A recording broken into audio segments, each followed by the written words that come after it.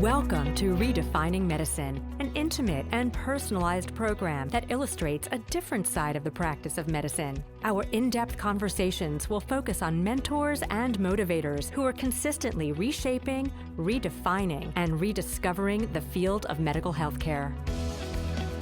I am happy to welcome Dr. Andrew Campbell, a renowned clinician in the field of integrative health with extensive experience treating the most complex patients. I'm thrilled to have with us today Dr. Andrew Campbell, who is a leading authority in treating environmental and toxic exposures and all sorts of complex cases. So thank you for joining us today. Thank you. So let's go back and talk about your earlier days in medicine, and I assume you were traditionally trained? I was, okay, like most doctors. Right. Typical allopathic doctor and prescriptions and so on and so forth. And then I saw that a lot of patients, that wasn't enough. And back when I was there, there were no supplements, so to speak. You know, there was like this A to Z vitamin, and that was it. There was nothing really to help you out. And there was no email and things like that. So I kept notes, and I noticed a group of women, young, old, all kinds of backgrounds and all kinds of sizes, were having similar problems. So I kept a list of their names and their chart number, and at night I'd study them and looking for why did they all have the same, what was the common thing that they all suffered, the same fatigue, the same issues with aches and pains and sleep difficulties and so on and so forth. And it turned out that they all had silicone breast implants. Now this is in the late 80s, early 90s. So I called some colleagues around in California. I was based in Houston, so it was easy to get in touch with colleagues at other institutions. And I said, you seeing this? They said, you know, strangely enough, yes. Cleveland Clinic, UCLA, et cetera. So then we published a study on silicone breast implants, 91, 92, and Connie Chung gets on national TV and says, I know why I've been sick. It's been my breast implants, according to this doctor in Houston, Texas. And the next day, my phones rang off the hooks, et cetera, and so I started treating all these people. But I noticed that these women would naturally go to plastic surgeons who are taught how to put these in but not remove them, and they were removed, that they got better maybe 20%, 25%, but they were still 75, 80% not feeling well. So I found a scientist in Montreal, Canada, who actually forensically examines these, a PhD. And I called him, and I grew up in Switzerland. I was educated in Lausanne, Switzerland, the French part, and so I spoke to him in French, and we got along really well, and I asked him, what's in there? What do you see? He says, well, they're full of mold. I said, what do you mean they're full of mold? Oh yeah, there's all kinds of green and black and blue flecks. He says, you know, they come out icy blue. No, when they're removed for whatever reason, they're all discolored, brown, et cetera, et cetera. So I started treating patients, these ladies, with an anti-infective for molds, antifungal, and they got better. Wow. And then people started coming and seeing me and say, you treated my aunt, my cousin, my girlfriend, my wife, my grandmother, et cetera, et cetera. We have mold in the house. Can you help us with that? So I started researching that. I started publishing. And in medicine, you've got to do this. If you don't publish, it's just an opinion. And everybody's got an opinion. You've got to publish it in peer-reviewed medical literature. I have over 90 publications in PubMed. Anybody can go look at them, Campbell AW, and they light up. The point is that I found these issues were not new. In the medical literature, in medical journals, molds have been written about since the 70s and 80s and 90s. And I said, why aren't we allopathic doctors being taught about this? And so this is when the shift started towards, okay, we aren't being told a lot of things that we should be taught, and et cetera, et cetera. And so the shift away and looking for supplements and looking for ways to treat people, and what do mitochondria really do, and how can I help these patients? And so published chapters in medical books, et cetera, on the subject, and that's how I got to where I am. So you took all of this and you totally transitioned your practice Yes. into treating complex patients, is that correct? Correct. In an integrative way? Correct. Okay, so other than treating mold and obviously the toxic exposure from implants and whatnot, so what kind of other? I've seen a lot of patients who, Houston is, and all of Texas is full of petrochemical industry. Wow. And there's explosions and some things go wrong. What does that do to one's body? Oh, I mean, these chemicals are not warm, fuzzy chemicals. These chemicals can destroy your immune system, can really affect your nervous system, the brain and all your nerves. They can really affect your gut, et cetera, et cetera. So I treated a lot of patients from throughout the country, and actually I used to get patients sent to me by the Mayo clinics, the one in Scottsdale, the one in Jacksonville, and the main one, when they couldn't figure things out for some patients. And so whenever there was an exposure, and usually it meant that the person had been to a dozen or more doctors and had tried all kinds of treatments, and they would come to see me with a banker's box full of medical records and a shopping bag full of all the pills and prescriptions they had tried to no avail, and then they'd come see me, and I'd sit down with them. My new patients' visits were 2 to 4 hours, because I'd go through all and listen and read carefully everything, and lo and behold, once you listen carefully and ask the right questions, you'd be amazed at how easier it becomes to help people. And I wouldn't say I'm entirely on one side, because if somebody comes to me and they've got a bronchitis or a pneumonia, I'm going to treat them with an antibiotic. I don't want something to happen to that patient. So I use both I integrate both the what is helpful on this side and what is helpful on the other, and put all this together and help people. And the main point is to help people. So your lecture here at A4M this weekend is entitled A Perspective on Molds, Mycotoxins, and the Microbiome in Children. So how did you become interested in pediatrics? How were you starting to see children in your practice? Molds happen because there's an intrusion of water. And, just like in the last 2-3 years, we've had floods all over Texas, all over Florida, all over North Carolina, all over the place.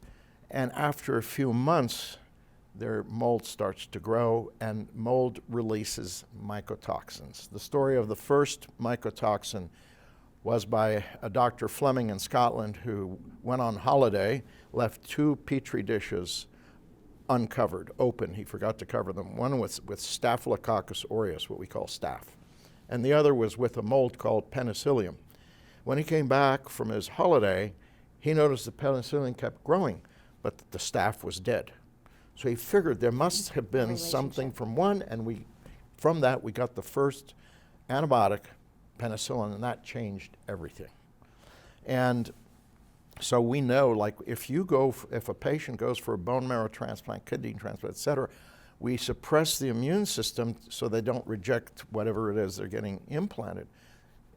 What is given to them? A derivative of a mycotoxin, because mycotoxins suppress the immune system. So when you see patients from these homes infested by molds, and sometimes, according to the EPA, 3/4 you can't see. It's behind walls, it's in areas behind the dresser, behind the washer and dryer, behind the refrigerator.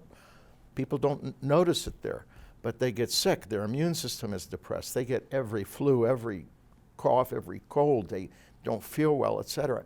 Now, who's closest to the floor? Whose nostrils and breathing is closest to the floor? And who crawls around? It's kids. And they breathe faster than we adults do, et cetera, et cetera. So their whole metabolism works at a higher rate than someone who's older. And so these kids get very sick. And the first thing parents notice is that my kid was this wonderful child and smiley and cuddly, et cetera, and now he's a monster, or she's a monster.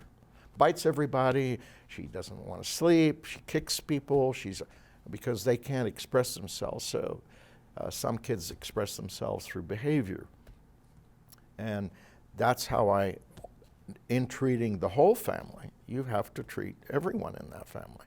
And a lot of times my patients got to me because they took their pet to the vet, and veterinarians are trained in this area, and they said, you've got a mold problem in your home. Wow. Go see Dr. Campbell. Remarkable. So what is the wisdom that you hope to impart to the physicians in the audience tomorrow? I think, as I taught last year at Oxford, University in England, and this year at Harvard Medical School.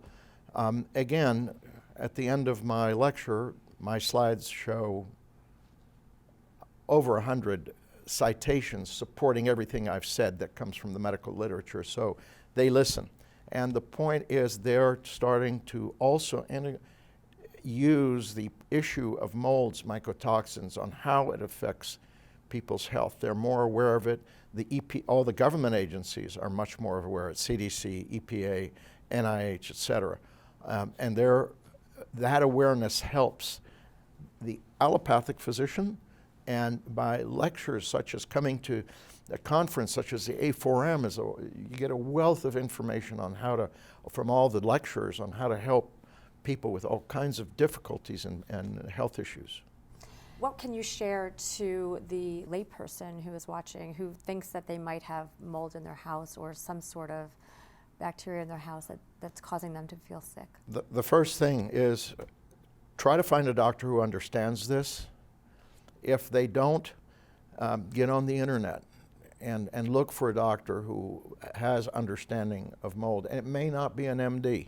It may be someone who's a DO, a chiropractor, it may be a naturopath, it could be a nutritionist, somebody like that, but find somebody who's interested in it. The second thing is, the best way to test this is to get a blood test on mycotoxins, not molds. Because our current technology, if you test for molds, you may have been exposed 20 years ago to molds. You're still going to have antibodies in your blood from that exposure to molds. Mycotoxins are a toxin. They're the most toxic substance known to humankind is a mycotoxin, aflatoxin B1. It causes cancer. It's a known carcinogen. So the most toxic substances are mycotoxins. Get a blood test. The urine test is inaccurate and is not helpful at all, and it's very expensive. Do traditional laboratories do a mycotoxin test? They don't. They don't. Okay. They don't. To my knowledge, my understanding is that in a few weeks, there's going to be a lab that's going to be providing blood antibodies specifically to 12 different mycotoxins, IgG antibodies and IgE antibodies. So it'll be a total panel of 24, which is wonderful because that is what people need to get diagnosed. Once you have those, and you go to your doctor, they can't argue because it's an antibody test. It's not something inaccurate. That test helps the doctor say, okay, I've got a patient with this. Either I treat this or find someone to refer this patient to if they're allopathic. So do you ever become frustrated with the allopathic physician and how they treat? I get frustrated with a lot of physicians, a lot of different kinds of doctors and I'm the editor-in-chief for 2 peer-reviewed medical journals that are indexed, and I'm also on the editorial board of 5 other medical journals. And I know the importance of writing it up. It's not enough just to talk about it. You've got to write your experience. You've got to publish it and get it out there.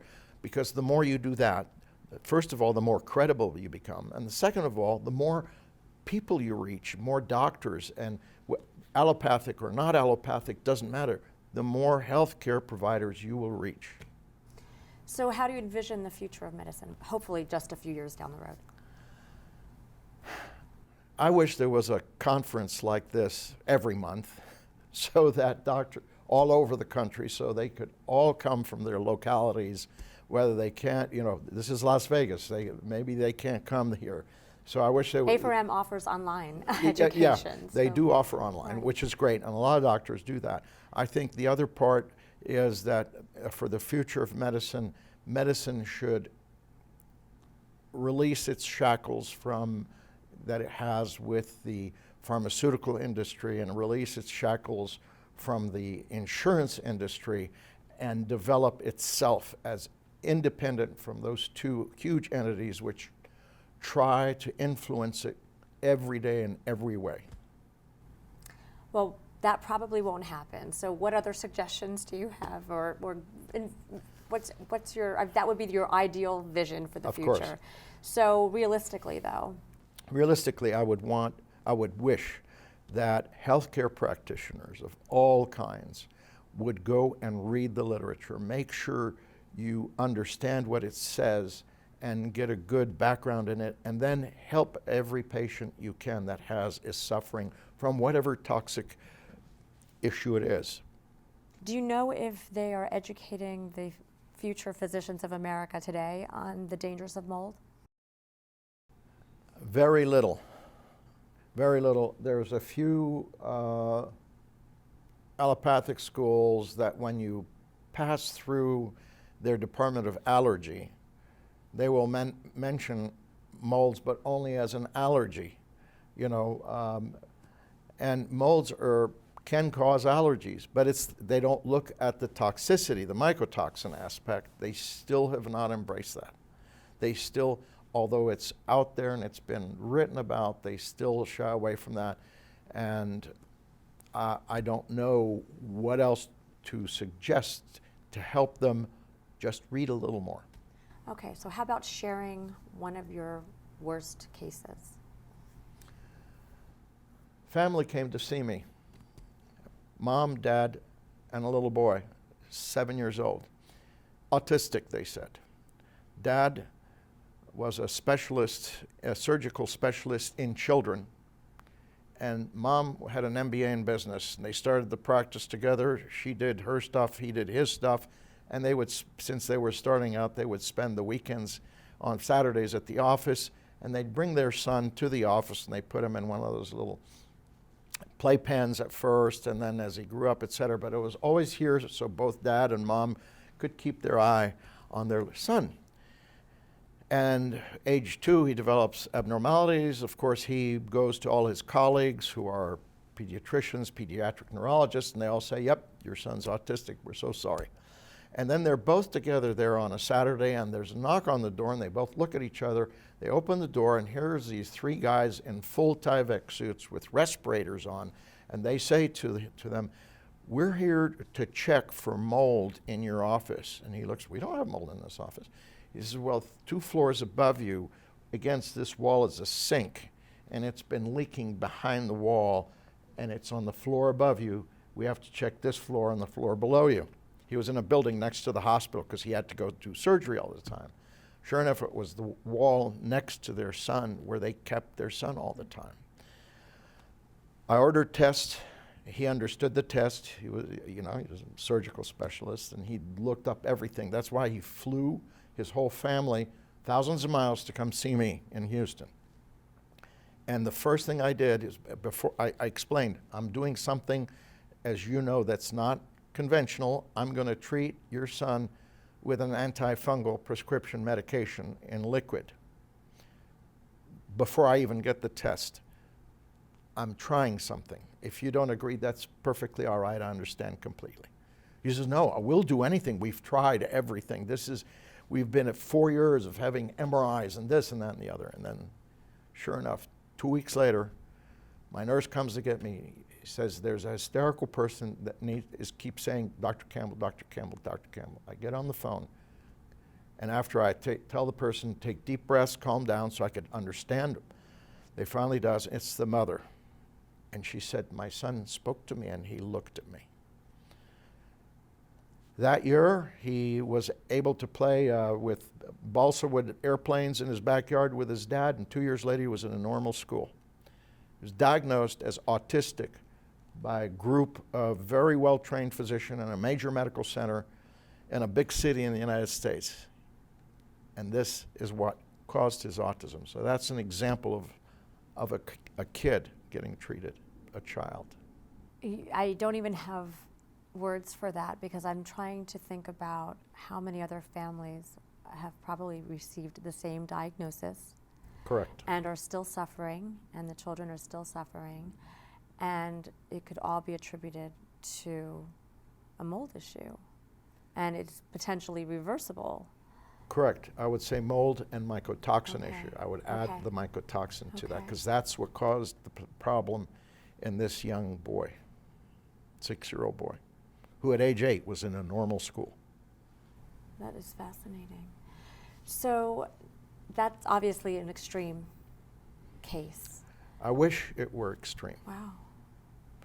I had, Louisiana gets rained upon, and they have floods. Gosh, you remember Katrina and all that.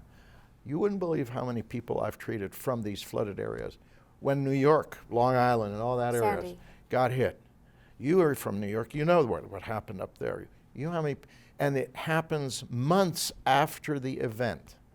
So what happened in Florida just recently in the Panhandle, And Texas. in last 6 year. months is when these people are going to be sick. And they're going to be coming to the emergency room with a kid that's not breathing well, that's kind of bluish discoloration on his lip, and they say, what do we do? What do we do? And they're going to slap oxygen on him and try to treat him with steroids and things like that, which is the worst thing they can do. But that's what's going to happen. So what advice can you give to people that live in those areas that have experienced this kind of horrific weather, and what to be on the lookout for? The first rule in toxicology is get the patient away from the toxin or the toxin away from the patient. Look at where you're living or where you're working and check under sinks, check behind things in your kitchen, etc. Try to see if you have mold growing there. And if you do, the best advice I can tell you is to leave and go live with someone else temporarily until it's cleaned out and cleared out. And then come back and start treatment. Because people get treated and they go right back to their house where the mold is. Pretend it's radiation. You're getting treated for radiation, you're going back to radiation every day? No, it doesn't work. So get away from there, get the home or the whatever it is where you spend a lot of time, clean, and then get treatment, get online, or find someone who's a healthcare practitioner familiar with this issue.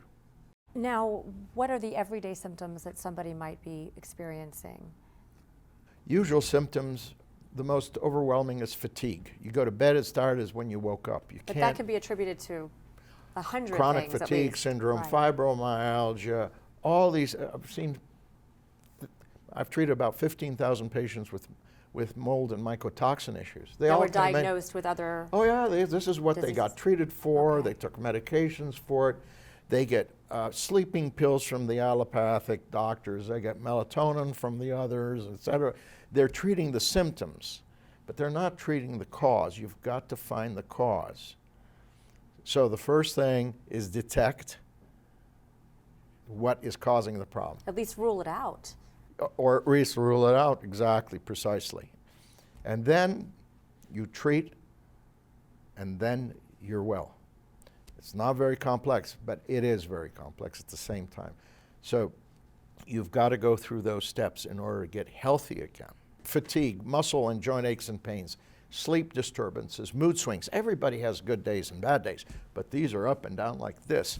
You change your personality. You live with sticky notes because you can't remember anything. You had an important discussion with your boss at 10 a.m. At 1 p.m. You don't even remember talking to your boss, etc. You've got tremors, headaches. Everybody's had a headache, but these are of a different nature, more severe, more persistent. Nothing helps the headache. You've got issues with numbness and tingling. Most mycotoxins affect the brain and the nervous system. So you're going to have a lot of issues with your brain. I can tell you that several of the doctors, such as Dr. Dale Bredesen, et cetera, who are looking at the brain, are looking at molds and mycotoxins. So why? Because anything that affects the brain, later on you may develop Parkinson's, Alzheimer's, et cetera. I saw a patient, a 55-year-old executive CEO of a large company, whose family brought him to him because he couldn't read the menu at the restaurant. What was his problem? His office. I've seen Hollywood folks. And the most famous one, and the only one I can tell you about because it's been in print, it's been in the media, et cetera, was Ed McMahon. Here's his Johnny, who was having his home remediated for mold, and all they did was put up these plastic strips between him and where he sat and did all his work. Plastic strips so that he can go through and come in and out. That's it. What was he experiencing? The first problem he had, besides the fatigue, he had a show going on right here in Las Vegas with youth for the Star Search or something. Right? Yes, Star Search, etc. And his voice started failing him. So he went to all the famous Hollywood people who do, ear, nose, and throat, who do voice, etc., and they couldn't treat him. His wife found me on the internet, and they flew out to come see me. So I recently actually had some mold testing done in the house, and they came and they pulled the baseboard out, but they took a little bit of the little sheetrock out, and they took that and put in the samples, and they did it all over the house. But that's only showing if there was mold in that specific area. Correct. So how can you possibly do a mold test? And I know how much it costs to do the 5 or 6 areas that we tested for, and thankfully everything for the most part was okay. But how can somebody rip their entire house apart just to test? There's unfortunately no standardization, and that has to change. Because even if you test the air with an air trap in a particular room, it only tells you right then and there. What happens if half an hour later 3 people walk across the carpet? It's going to change that. What happens if somebody shuts a window or the air conditioning or heater comes on? It changes that. Anything will change that. And then they always test the outdoors and the indoors. Well, the outdoor air, if there's a breeze that comes through 20 minutes later, it's going to change the test. It's so... And depending upon the climate that you live in too, there's certain molds and whatnot that grow outside. And again, the EPA said 75% you don't even see, you can't even find. So although they may peel back the baseboard, are they going to make a hole in the drywall and go behind there where it may be growing? No, you don't know.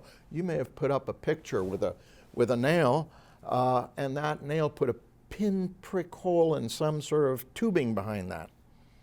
You don't know. It's been all kinds. Maybe behind your refrigerator where you've got the tube coming in for your ice maker and your water. It's not screwed on really well, or if something happened and it's dripping.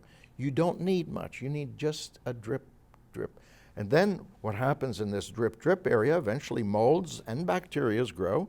The bacteria release endotoxins. The molds release mycotoxins. So then you've got this toxic soup, and you can't find it. It's hard for them to find it, much less you as a person that doesn't have hasn't taken those kind of courses, etc. So it's fraught with error. The point is that there's no standardization in home testing. You can call 3 or 4 different companies, say, I think I have mold in my house. They come out, give you a bid. You'll get 4 or 5 different prices, 4 or 5 different ways of remediating your home, none of which have been proven to really work. So there's a lot of... So what's the only option, lighting a match? Well, in some cases, seriously. in rare cases, yes. Right. But most of the time, get a company that has the backing and reputation to do this, not the cheapest, because they may not be the best. The second thing is get yourself well. Once they remediate, and they should guarantee it. You should be able to get that for the next 3 or 6 months. They're going to come back as often as they need to if you find another area. Then help yourself and get well yourself. Get the mycotoxin blood test. So that seems to be the It's coming up next month, so it's not a big deal. Right, and that seems to be the best course of action. Course of action for both the patient as well as the provider. Just run that test. Yes, because then you know what you're treating. Right. You found the problem. You can't get mycotoxins being exposed to anything else. And that blood test will cover how many different molds? 12 different types of molds. Okay. And not molds, mycotoxins. But those are the principal ones. Those are the main ones that cause problems in humans. There's a lot of others, but they cause problems in crops and plants and things like that. And governments know about those, departments of agriculture, et cetera. But they don't know about humans. So Dr. Campbell, can we just get a little bit deeper into the various types of molds? There's no such thing as just a little mold or a good mold, correct? I mean, so what, for example, in my house, we had a little bit of mold and it wasn't the bad mold, but that's still mold. Okay. Mold is mold. Radiation is radiation. A little bit of radiation, is that okay? Or how about a lot of radiation? How much radiation should a person get every day? When you change it to that, how much toxic exposure do you want a day? How much can you tolerate? There is no, the best answer is none. So number one is none. The other answer is molds. People look for black mold. No. Mold that can cause you a very severe meningitis is a pretty fluffy, cottony white. It can come in purple hues, in beautiful greens. Yes, and it can come in black as well, but it goes the whole spectrum of the color. So don't go by the spectrum, or by the name. Mold is mold. Molds produce mycotoxins. All of them do. You don't want any mold, not even a little bit. So, Dr. Campbell, if you had to venture to guess how many people were walking around with a mycotoxin exposure, what would you say? Well, in 2010, the National Institutes of Health said that this is the great masquerader, they called it, the hidden disease. And they estimated that 3/4 of the population have been affected, of the United States, have been affected by mycotoxins, molds and mycotoxins. Part of this was based on an article published over 20 years ago in the New England Journal of Medicine, where they looked at commercial buildings and estimated that over 80% of all commercial buildings at that time in the United States were all contaminated with molds and mycotoxins. Commercial building means offices, right, stores, malls, so on and so forth. Commercial. Wow. It's a frightening statistic and sounds like an epidemic to me. It is. Yeah. It is. And especially now with all these, look what's happening in California.